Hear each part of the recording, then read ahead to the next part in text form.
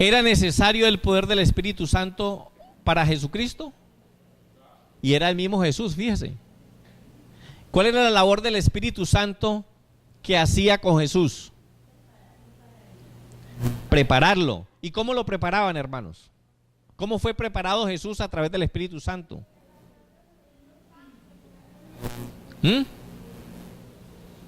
Cuando Jesús fue bautizado, ¿qué inició él? Su ministerio. ¿Cuántos años duró? 3 años y medio. Una vez que es bautizado, de ahí sale ¿hacia dónde? Hacia el desierto. Y en el desierto, ¿con quién se encontró? ¿Y no será que si no hubiera tenido el Espíritu Santo, qué hubiera pasado?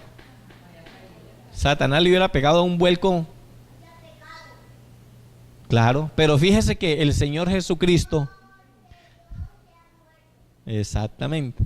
Entonces fíjense, era necesario el poder del Espíritu Santo. El Espíritu Santo necesitaba preparar a Cristo Jesús para enfrentarse con el enemigo en el desierto. Y una vez que fuera probado y que el poder del Espíritu Santo venciera, con el poder del Espíritu Santo Jesús venciera al enemigo, podría ya iniciar su obra.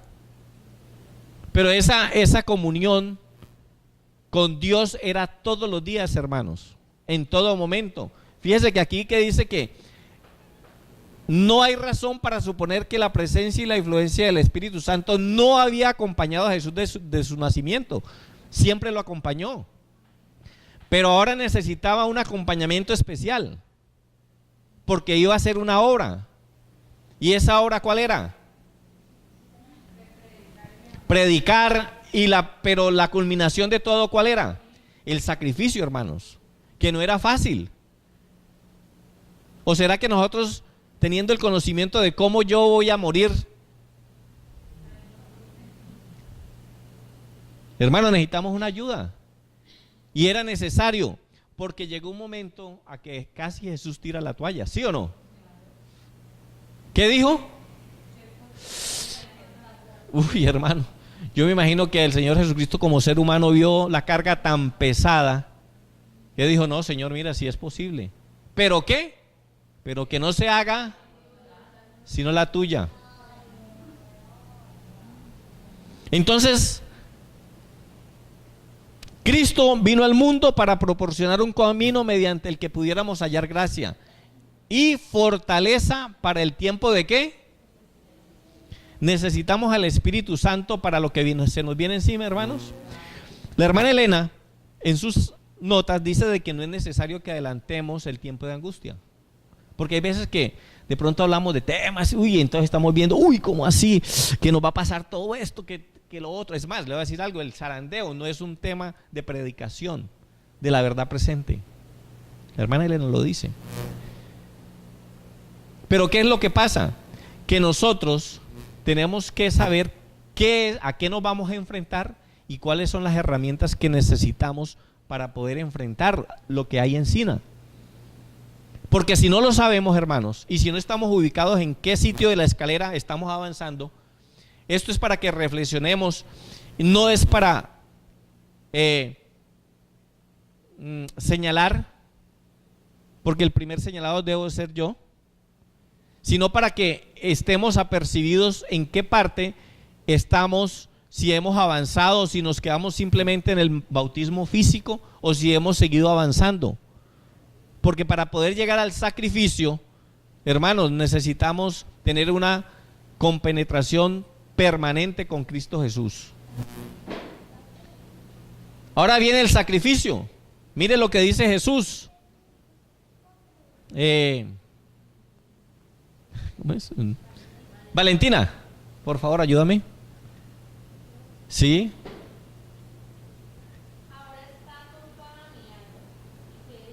¿Y qué diré? ¿Quién está hablando ahí? Jesús. ¿Y qué diré?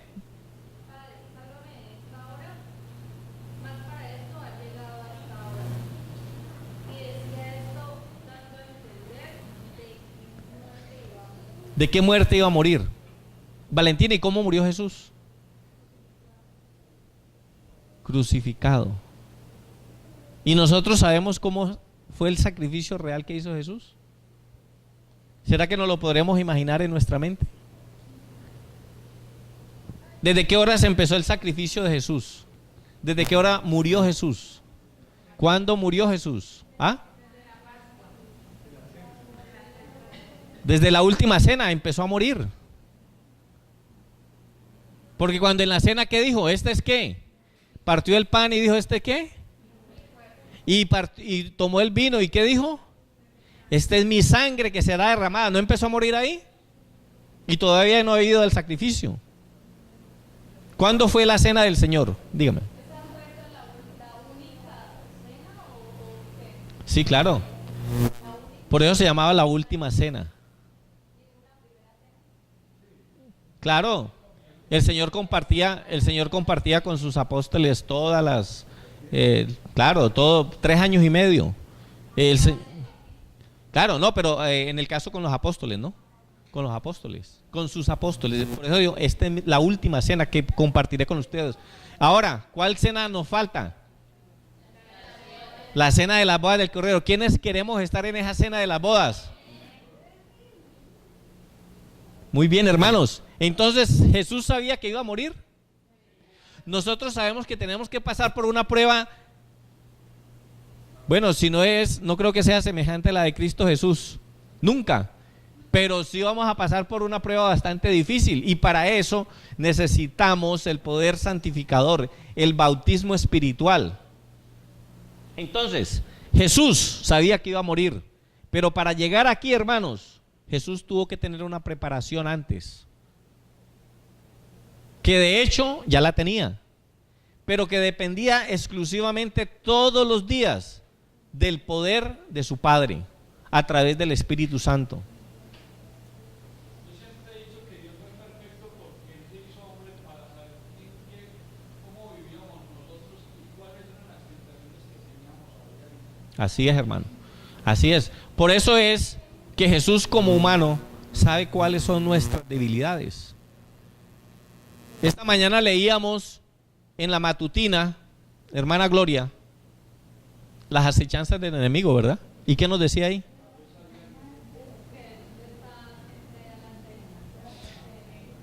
Y está al acecho ¿de quién, hermanos? De nosotros, de los que queremos caminar, de los que queremos alcanzar salvación a través de Jesús. Y el enemigo nos está lanzando dardos por todos los flancos, por todo lado, hermanos. Miren, bueno, ya dijimos que el bautismo es la muerte. La hermana nos decía aquí que cuando somos bautizados, ¿qué hacemos? Morimos, pero para entrar al agua, ¿qué tenemos que hacer? Aguantar la respiración, ¿no es cierto? Y en ese momento morimos físicamente, por instantes de segundo. Entramos a la sepultura y luego vamos a resucitar, iniciamos una nueva vida. Fue el proceso que tuvo Cristo Jesús, miren, igual, muerte, sepultura y resurrección. Ahora, miremos qué le pasó al pueblo de Israel si también tuvieron las mismas etapas. Mire, el físico, el paso del Mar Rojo. Fíjese que todo era por agua, esto no fue por casualidad. Jesús pudo haber cogido al pueblo de Israel y darlo una media vuelta ahí y siguen y váyanse. Pero no, mire lo que hizo. Así como Dios libra al pueblo de Israel de la esclavitud de Egipto, a través de las aguas del Mar Rojo, Dios nos libra de la esclavitud del pecado y nos santifica por las aguas bautismales. Segundo, la parte espiritual. ¿Cuántos años estuvieron el pueblo de Israel después de que salieron de Egipto? 40 años. Ahora pregunto, de esos 40 años y de los que iniciaron el éxodo, ¿cuántos llegaron a pasar a la tierra prometida, al Canaán? 2. ¿Quiénes fueron? Josué y Caleb. 2. ¿Y el resto qué se hizo? Se murieron. No, porque muchos ya murieron, ya eran. Pero la gran mayoría se perdieron, hermanos. Claro, Apostataron. Pero fue un caminar, hermanos. Tenemos hambre. Señor, danos carnecita. Mire, nos acordábamos de allá de Egipto, de las viandas, del asadito. Allá nos tomábamos un cafecito y todo. Ahora aquí no, mira, ese pan desabrido. Eso no sabía nada. Señor, pero mira este vestido. Siempre caminando con el mismo vestido. No, allá en Egipto podíamos ir a comprar la moda, que esto, que lo otro. ¿Ah? ¿Sí o no? Y toda esa cantidad de defectos que es la que tenemos hoy en día. Nosotros no somos diferentes a los del pueblo de Israel en Egipto, hermanos. Y nos traemos todo ese poconón de costumbres y que las tenemos todavía y que nos gustan, que es lo peor. Pero necesitamos ese bautismo espiritual durante este éxodo antes de que empiece el sacrificio. Pero si no queremos desarraigarnos, mire, ahorita vamos a leer algo. Dice, el desierto fue el tiempo y el lugar de una larga cuaresma donde Dios purificó a su pueblo de las costumbres, ¿qué? Y los condujo a una religión más pura y la posesión de la tierra prometida. Era necesario aislarlos, hermanos. Como hoy nosotros es necesario aislarnos. Si no lo hacemos, difícilmente podremos alcanzar la salvación, porque seguimos apegados a las costumbres. El éxodo del pueblo de Dios es figura del camino de conversión que el cristiano está llamado a realizar de modo especial durante el tiempo, pues de la cuaresma habla de la situación del peregrinar, ¿no? El Dios liberador exige de nosotros una lucha permanente contra todo aquello que nos ¿qué? Y que impide la manifestación de una vida en plenitud, hermanos. Ahora, el pueblo de Israel, cuando va a salir del desierto a tomarse a una ciudad, ¿qué pasó? Ellos fueron sin ninguna preparación. ¿Ah? ¿Cómo? Mire lo que dice la historia de la redención, la entrada a la tierra prometida. Mire lo que pasó. Josué mandó a los hijos de Israel que se ¿qué? Para un viaje de 3 días y ordenó a todos los hombres de ¿qué? Que estuvieran listos ¿para qué? Es que la batalla es algo chévere. Hermano, en la batalla, en las guerras, hay muertes y hay destrucción y hay amputaciones. Hoy en día escuchamos de las minas quebrapatas y cada ratico poconón de soldados, de campesinos, de estudiantes que no tienen nada que ver con esto y salen lesionados. La guerra, la batalla, ¿contra quién estamos librando una batalla? ¿Y esos enemigos son débiles?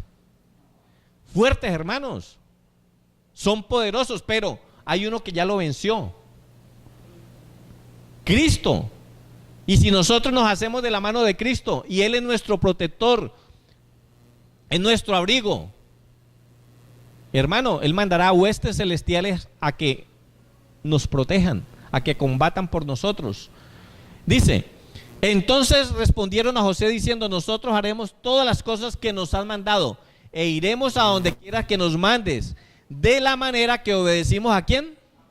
En todas las cosas así te obedeceremos a ti. Pero ¿por qué ellos decían que sí le obedecerían si fuera igual que Moisés? ¿Por qué?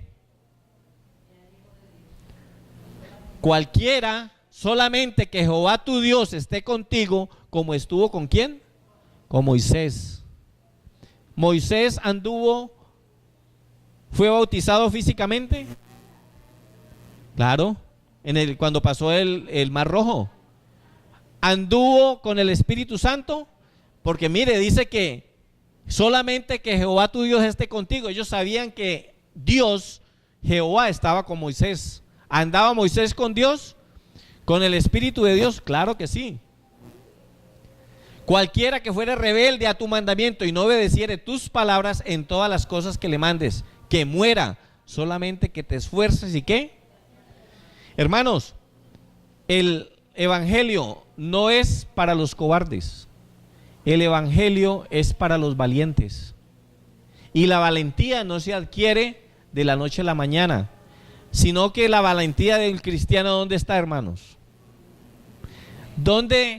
¿Cómo identifico yo que un cristiano es valiente o no? ¿Ah? ¿Cómo hago yo para ver físicamente si un cristiano es valiente o no?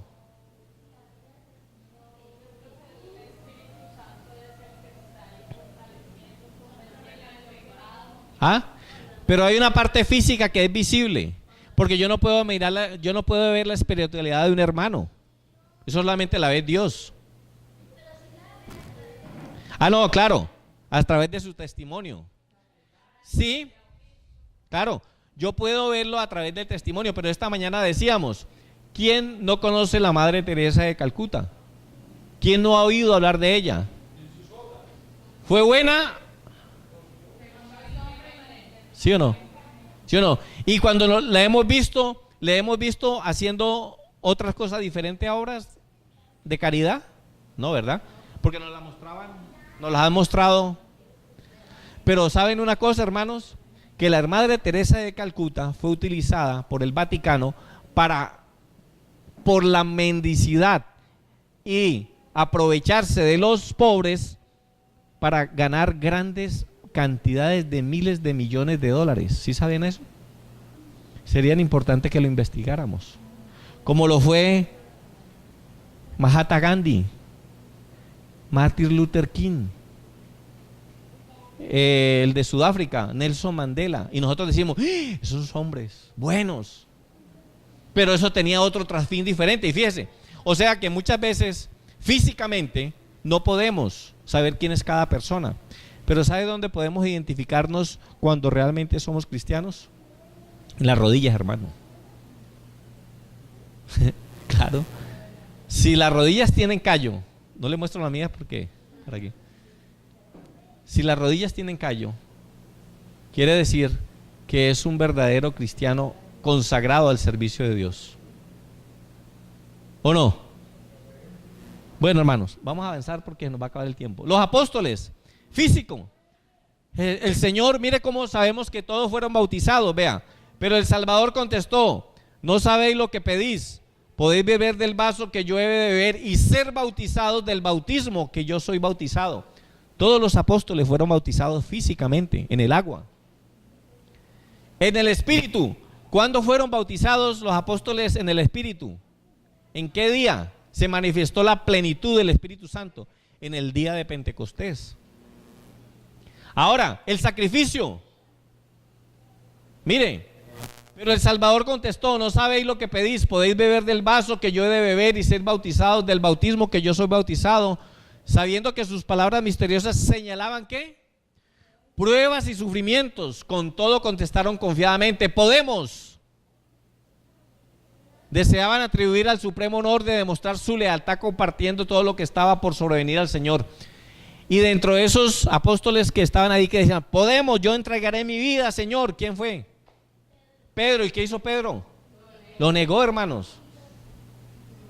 Pero después el Espíritu Santo lo constriñó y en el día del Pentecostés predicó y se convirtieron 2000.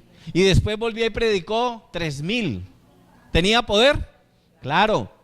Dice, a la verdad mi vaso beberéis y el bautismo de que yo soy bautizado seré bautizado, declaró Jesús. Santiago y Juan iban a ser partícipes de su maestro en el sufrimiento de un destino, en uno destinado a una muerte prematura a espada, Santiago, y el otro seguiría a su maestro en trabajos de vituperio y persecución por más tiempo que todos los demás discípulos, Juan. ¿Y cómo murió Pedro? De cabeza, murió crucificado boca abajo. ¿Los apóstoles entendieron el bautismo del sacrificio? Claro, pero cuando estuvieron, eso sucedió porque ya después, fíjese que cuando Jesús fue capturado y llevado al sacrificio, ¿qué hicieron los apóstoles? Huyeron, se fueron. El único que se quedó ahí fue Juan. Los demás todos estaban escondidos, tenían miedo. Pero después del Pentecostés fueron preparados. Y ahí mismo dijo, no importa, si nos matan, nos matarán por el Evangelio. Y salieron a predicar a todo el mundo. ¿Por qué? Porque tenían el poder del Espíritu Santo. El pueblo de Dios actual, hermanos, como pueblo de Dios, físicamente nos hemos bautizado. Todos estamos bautizados, ¿sí o no? Bueno, amén por eso.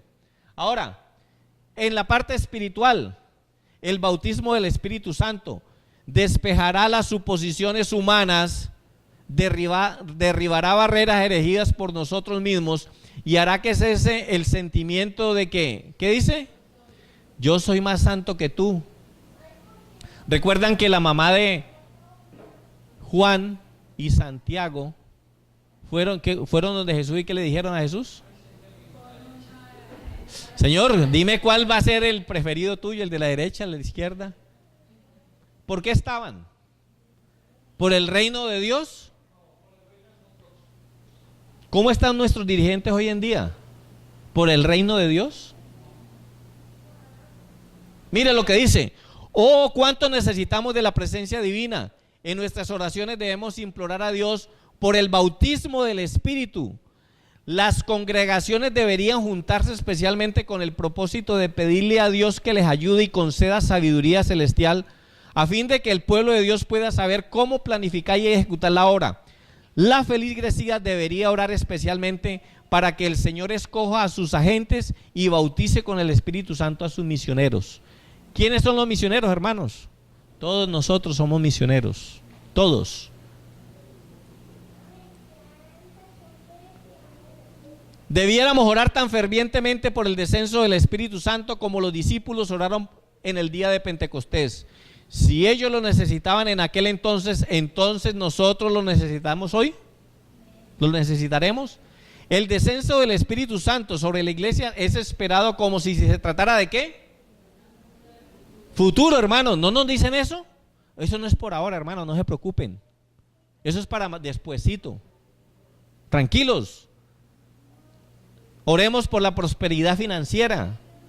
Oremos por tal, oremos por la casa, oremos por el carro, oremos. Y el poder del Espíritu Santo, ¿qué, hermanos? Si el poder del Espíritu Santo no es para eso, es para habilitarnos, para prepararnos para lo que hay encima, hermano. La medida del Espíritu Santo que recibamos estará en propósito a la medida de nuestro deseo de recibirlo y de la fe que ejerzamos sobre ello, y del uso que hagamos de la luz y el conocimiento que se nos dé. No estamos suficientemente dispuestos a importunar al Señor con nuestras peticiones y pedirle el don del Espíritu Santo. ¿Qué dice aquí? Con este asunto. Quiere que insistamos con nuestras peticiones ante el trono. Hermano, el Señor quiere que insistamos: Señor, danos de tu Espíritu, y todos los días, en todo lugar, a toda hora. Él no se va a importunar por eso, hermanos. No podemos emplear el Espíritu Santo. El Espíritu Santo ha de emplearnos a nosotros. Por el Espíritu obra Dios en su pueblo, así el querer como el hacer por su buena voluntad. Pero muchos no quieren someterse a eso, quieren manejarse a sí mismos. Esta es la razón por la cual no reciben el don celestial. Únicamente aquellos que esperan humildemente en Dios, que velan para tener su dirección y gracia, se les dará el Espíritu, hermano. ¿Por qué? Porque el Espíritu Santo va a producir ¿qué? ¿Para qué nos estamos preparando nosotros como pueblo de Dios? ¿Para llevar qué? El fuerte pregón.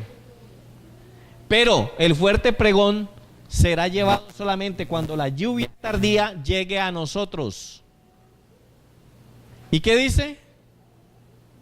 ¿Quién me lo lee?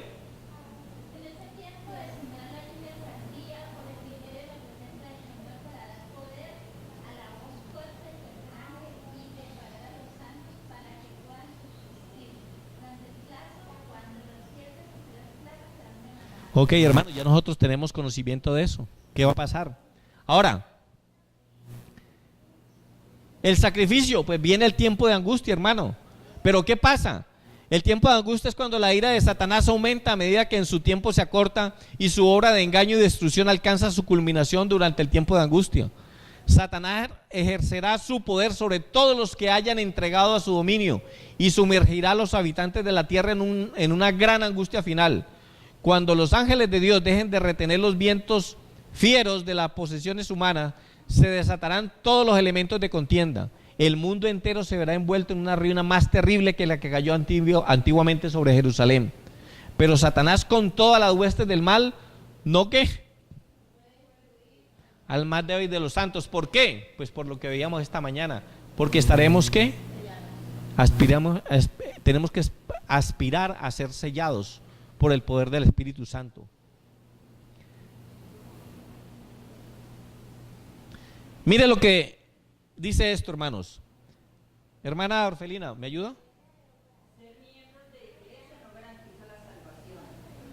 Es una solemne declaración la que hago a la iglesia, de que ni uno de cada 20 de aquellos cuyo nombre están registrados en los libros de la iglesia se hayan preparado para terminar su historia terrenal y que estarían tan ciertamente sin Dios y sin esperanza en el mundo como el pecador Común. ¿Uno de cada cuánto?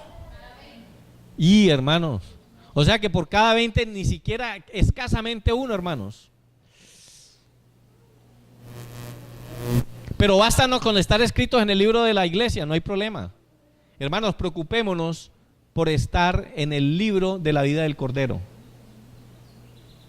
Ahora, individualmente, yo fui bautizado físicamente.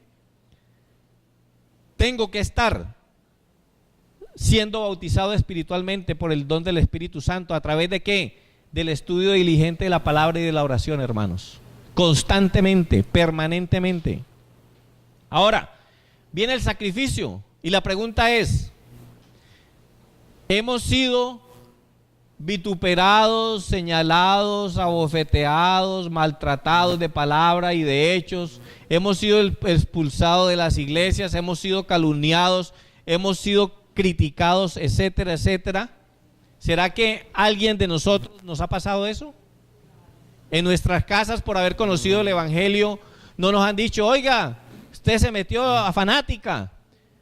Me dicen, me cuenta Jania, conocen a la hermana Gisela, ¿verdad? La que nos está acompañando de San Pedro. ¿Sabe qué hizo la mamá? Ella utiliza gafas para leer. Y la mamá le cogió el lente de las gafas y se lo tiró al piso para que no siguiera leyendo la Biblia, porque es una fanática, se está convirtiendo en fanática. Hermanos, hemos tenido estos problemas en nuestra casa con padres, hermanos, esposa o esposa, hijos. ¿Hemos tenido problemas? ¿Hemos sido rechazados por el evangelio de Cristo? ¿No? ¿Hemos tenido problemas con los vecinos? Oiga, aleluya, oiga, tal cosa. ¿Hemos tenido problemas en el trabajo? ¿Hemos tenido problemas en la iglesia? ¿En la organización? ¿Nos han intentado alguna vez matarnos? ¿O han matado a alguien? Bueno, ahora miremos este video que dura 4 minutos y con esto terminamos.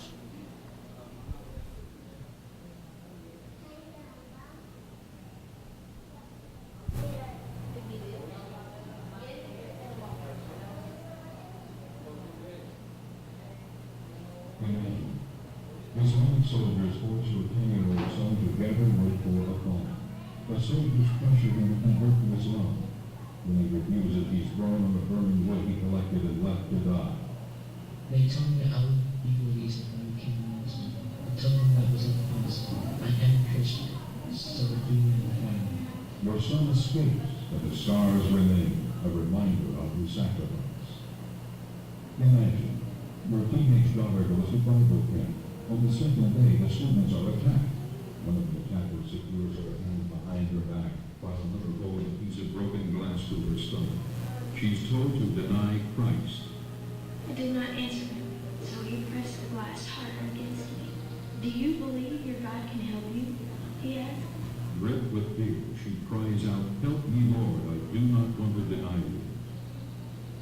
Imagine, your pastor has refused to register his church with the government. During the service, he's dragged from the church and beaten by the local police. When the officers find a Bible hidden in his shirt, he's beaten with it. After returning home, he felt pain all over my body. It was almost numb, he began, but later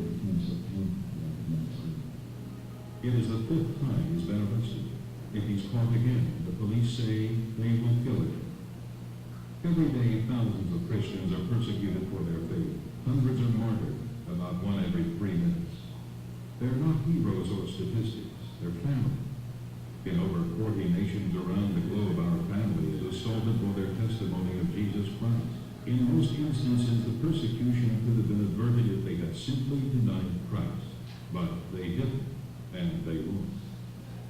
In Sudan, an Islamic army set on jihad, or holy war, has systematically targeted Christians. Death and suffering can be seen throughout the countryside. Countless Christians are being displaced within their own country. Fleeing from persecution, they've lost everything, often arriving at refugee camps with nothing more than the clothes on their backs.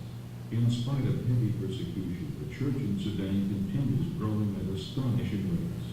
Many of the believers bear the scars of their faith, but they also bear the testimony to God's faithfulness. Over 500 churches have been destroyed in Indonesia. On the island of Ambon, Christians have been massacred in so-called religious cleansing by radical Muslims. Facing increased persecution, pastors in Jakarta have encouraged their congregations to stand firm, confident that their suffering is a cradle to coming revival. With the fall of communism in Eastern Europe, many have hailed its defeat. But Christians in North Korea, Vietnam, Laos, or China would disagree. 9 villagers have been imprisoned in Vietnam and Laos after converting to Christianity. Some have had boiling water poured down their throats for simply possessing a Bible in their own language. The Hmong tribe is the largest in Southeast Asia, numbering 10 million. Meeting secretly in homes, more than 2 million have recently committed their lives to Christ. The persecution facing our brothers and sisters is not a human tragedy. It's a spiritual reality facing the body of Christ. We may not be able to stop the attacks, but we can ease their pain. Through prayer, encouragement, and practical assistance, we can fellowship in their suffering. We can show them that they are not forgotten. It's hard to ignore their pain after you hear their cries.